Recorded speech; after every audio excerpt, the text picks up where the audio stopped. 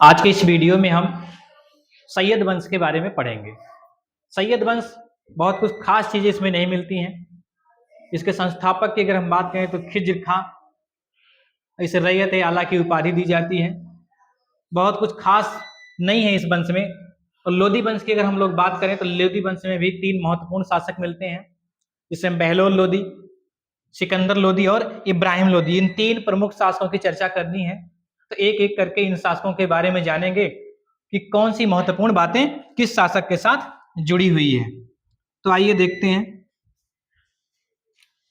सैयद वंश की हम लोग चर्चा करते हैं।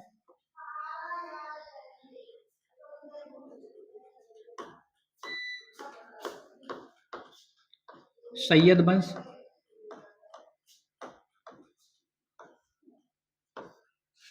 इसका जो संस्थापक हुआ करता है, सैयद वंश का संस्थापक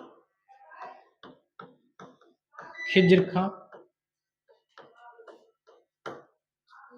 और इसे रैयत ए आला की उपाधि मिलती है।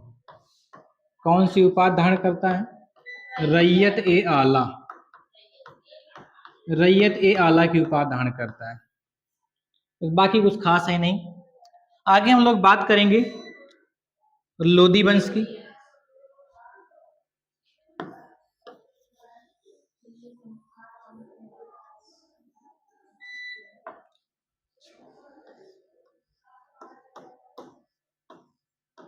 लोदी वंश की लोदी वंश की अगर हम बात करें तो यह दिल्ली सल्तनत पर राज करने वाला सबसे अंतिम राजवंश होता है। दिल्ली सल्तनत पर राज करने वाला सबसे अंतिम राजवंश होता है, और इसकी स्थापना बहलोल लोदी के द्वारा की जाती है। तो दिल्ली सल्तनत पर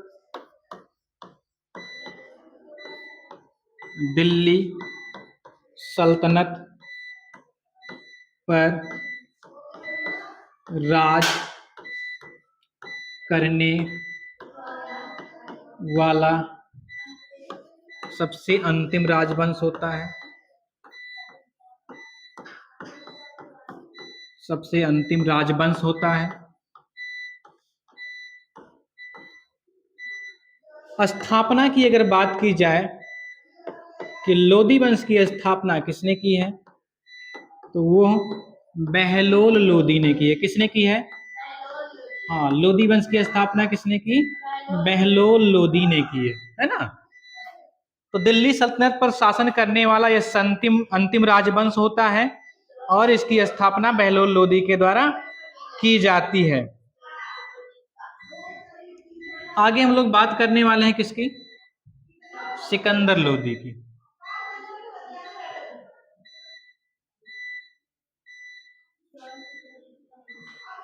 सिकंदर लोदी की बात करेंगे। किसकी बात करेंगे? सिकंदर लोदी।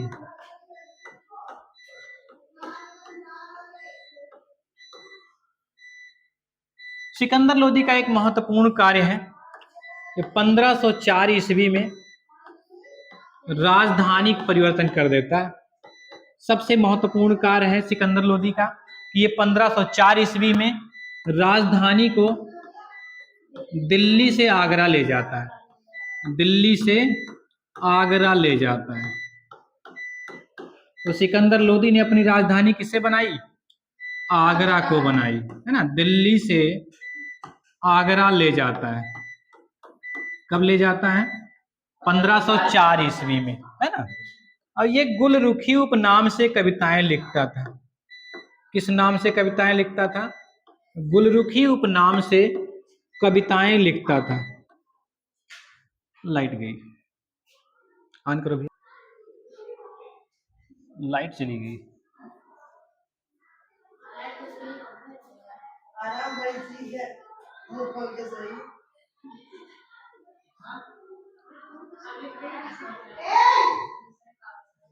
लाइट चली जाने से थोड़ी समस्या हुई थी, लेकिन अब ठीक है। 1504 ईस्वी में ये राजधानी जो है दिल्ली से कहाँ लेकर जाता है? दिल्ली से आगरा लेकर जाता है। दिल्ली से आगरा स्थानांतरित कर देता है। आगे ये गुलरुखी उपनाम से कविताएं भी लिखता है। गुलरुखी उपनाम से कविताएं लिखता है। गुलरुखी उपनाम से कविताएं लिखता है। फारसी भाषा में। किस भाषा में लिखता है? फारसी भाषा में गुलरुखी उपनाम से कविताएं लिखता है। ठीक है, नोट कर लीजिए।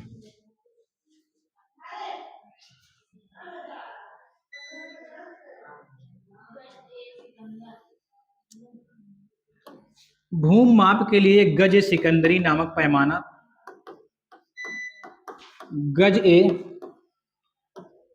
सिकंदरी, गज ए सिकंदरी नामक पैमाना जारी करता है भूमि की पैमाइश के लिए। भूम माप के लिए कौन सा पैमाना लाता है? गज ए सिकंदरी नामक पैमाना लाता है। आगे हम लोग बात करेंगे इब्राहिम लोदी की, जो कि लोदी वंश का अंतिम शासक हुआ करता है।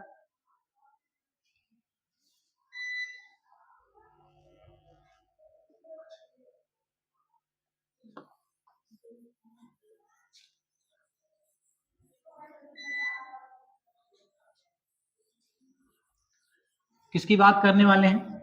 लोदी वंश में सबसे अंतिम शासक इब्राहिम लोदी की बात करने वाले हैं। इब्राहिम लोदी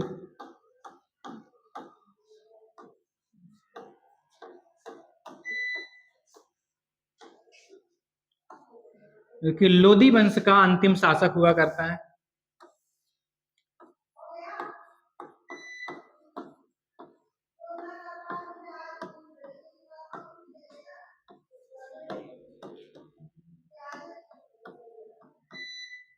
अंतिम शासक हुआ करता है।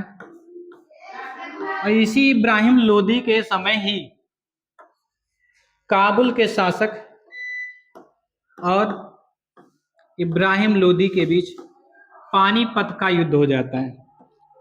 पानीपत का प्रथम युद्ध होता है। पानीपत का प्रथम युद्ध होता है 1526 में। 21 अप्रैल 1526 में पानीपत का प्रथम युद्ध हो जाता है। किसके किसके बीच हो जाता है? इब्राहिम लोदी और काबुल के शासक बाबर के बीच। काबुल शासक